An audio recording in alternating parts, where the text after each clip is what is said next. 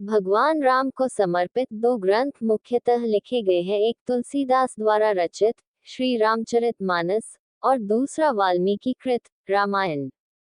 इनके अलावा भी कुछ अन्य ग्रंथ लिखे गए हैं, पर इन सब में वाल्मीकि कृत रामायण को सबसे सटीक और प्रामाणिक माना जाता है।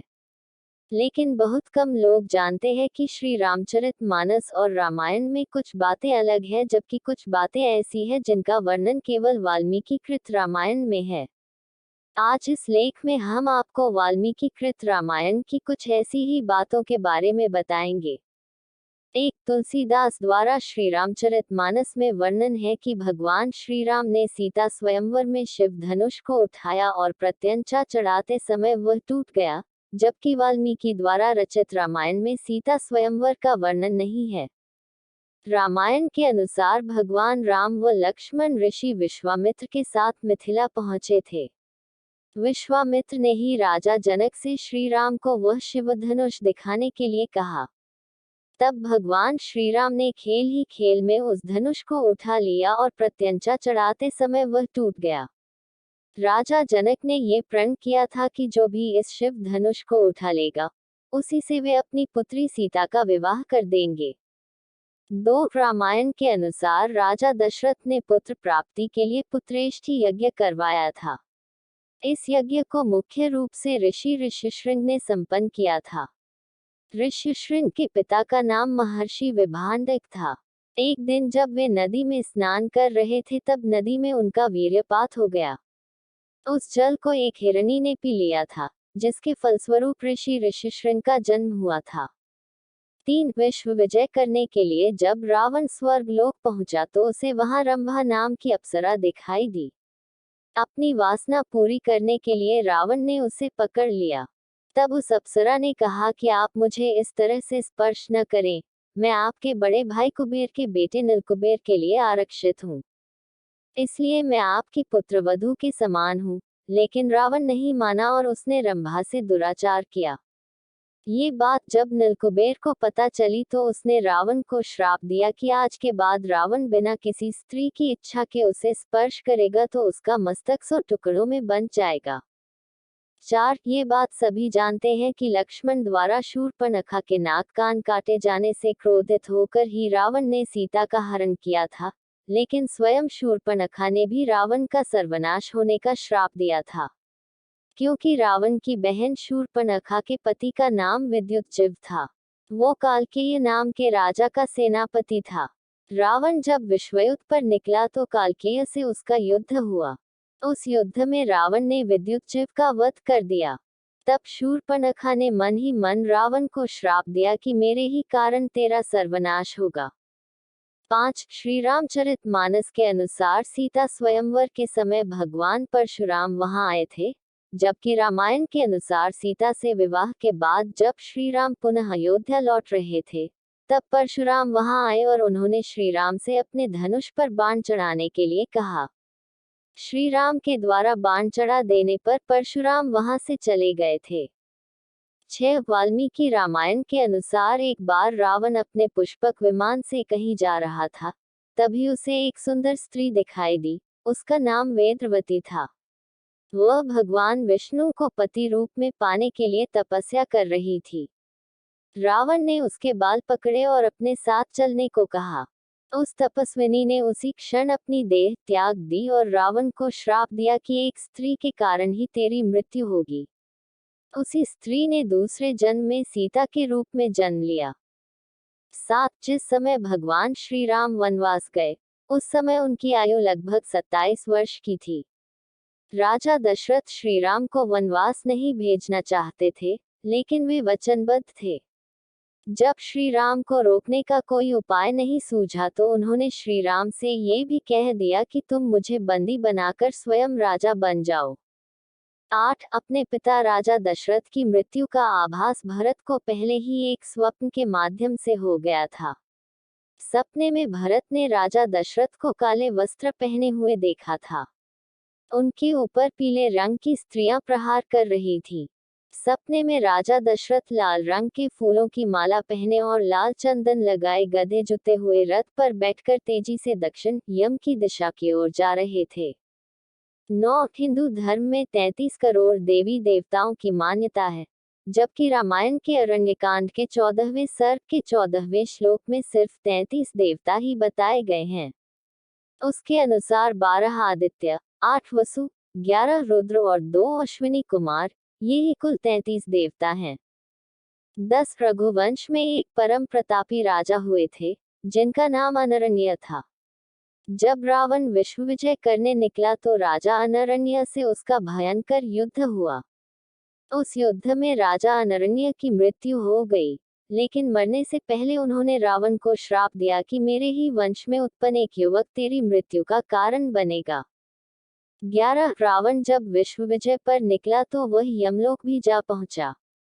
वहां यमराज और रावण के बीच भयंकर युद्ध हुआ।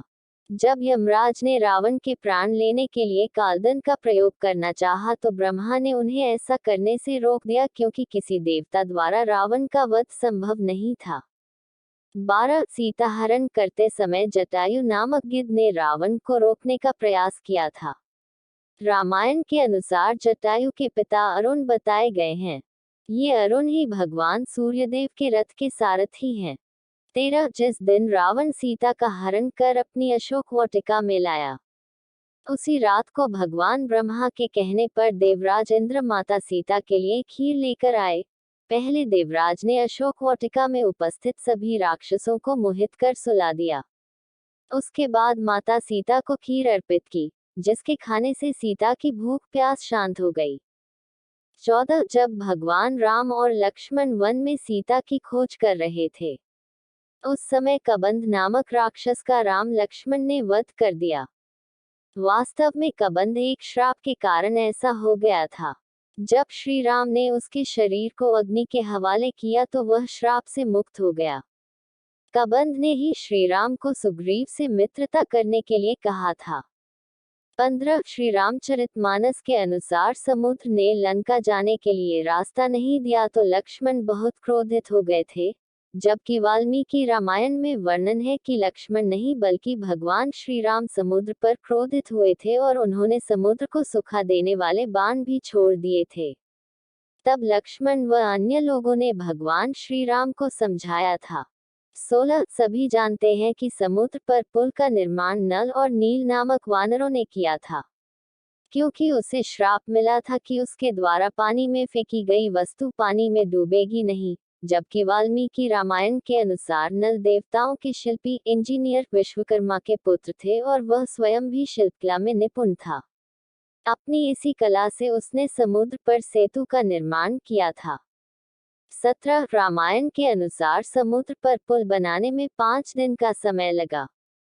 पहले दिन वानरों ने 14 योजन, दूसरे दिन 20 योजन, तीसरे दिन 21 योजन, चौथे दिन 22 योजन और 5वें दिन 23 योजन पुल बनाया था। इस प्रकार कुल 100 योजन लंबाई का पुल समुद्र पर बनाया गया। ये पुल 10 योजन चौड़ा था।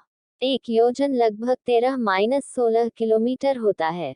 18 एक बार रावण जब भगवान शंकर से मिलने कैलाश गया, वहां उसने नंदी जी को देखकर उनके स्वरूप की हंसी उड़ाई और उन्हें बंदर के समान मुख वाला कहा। तब नंदी जी ने रावण को श्राप दिया कि बंदरों के कारण ही तेरा सर्वनाश होगा। 19 रामायण के अनुसार जब रावण ने भगवान शिव को प्रसन्न करने के लिए कैलाश पर्वत उठा लिया तब माता पार्वती भयभीत हो गई थी और उन्होंने रावण को श्राप दिया था कि तेरी मृत्यु किसी स्त्री के कारण ही होगी। 20 जिस समय राम रावण का अंतिम युद्ध चल रहा था, उस समय देवराज इंद्र ने अपना दिव्य रथ श्री राम के लिए भेजा था। उस रथ में बैठकर ही भगवान श्री राम ने रावण का वध किया था। 21 जब काफी समय तक राम रावण का युद्ध चलता रहा तब अगस्त्य मुनि ने श्री राम से आदित्य हृदय स्तोत्र का पाठ करने को कहा, जिसके प्रभाव से भगवान श्री राम ने रावण का वध किया। 22 रामायण के अनुसार रावण जिस सोने की लंका में रहता था वह लंका पहले रावण के भाई कुबेर की थी। जब रावण ने विश्व विजय पर निकला तो उसने अपने भाई कुबेर को हराकर सोने की लंका तथा पुष्पक विमान पर अपना कब्जा कर लिया। 23 रावण ने अपनी पत्नी की बड़ी बहन माया के साथ भी छल किया था। माया के पति वैजंतपुर के शंभर राजा थे। एक दिन रावण शंभर के यहाँ गया। वहां रावण ने माया को अपनी बातों में फंसा लिया। इस बात का पता लगते ही शंभर ने रावण को बंदी बना लिया। उसी समय शंभर पर राजा दशरथ ने आक्रमण कर दिया। उस युद्ध में शंभर की मृत्यु हो गई। जब माया सती होने लगी तो रावण ने उसे अपने साथ चलने को कहा। तब माया ने कहा कि तुमने वासनायुक्त मेरा सतीत्व भंग करने का प्रयास किया, इसलिए मेरे पति की मृत्यु हो गई, अतः तुम्हारी मृत्यु भी इसी कारण होगी। 24 रावण के पुत्र मेघनाद ने जब युद्ध में इंद्र को बंदी बना लिया तो ब्रह्मा जी ने देवराज इंद्र को छोड़ने को कहा। इंद्र पर विजय प्राप्त करने के कारण ही मेघनाद इंद्रजीत के नाम से विख्यात हुआ। 25 वाल्मीकि रामायण में 24,000 श्लोक, 500 उपखंड तथा 7 कांड है। अगर आपको ये स्टोरी अच्छी लगी हो तो इसे जरूर शेयर करें और इसी तरह के अन्य लेख पढ़ने के लिए सब्सक्राइब की बटन दबाएं।